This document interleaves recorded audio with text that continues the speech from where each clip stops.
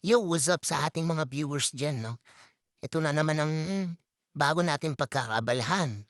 Binigay yan ng isang kaibigan natin, yan.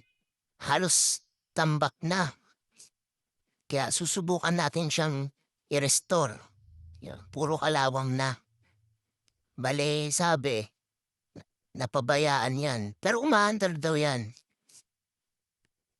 Ang nangyari nung hindi na umaandar, naitambak sa labas kaya nagkaganyan. Yan, puro kalawang, naangbihan. Puro scratches, yan, nanilaw na yung panels, yung preno, stock up na din yung mga preno, yung caliper niya ipit na. Kaya matindi-tinding labanan na naman 'to. Gagawin natin siyang Thai concept. Hindi, normal lang na restore siyempre, yan. Abangan niyo na lang yung aking mga susunod na video na i-share natin.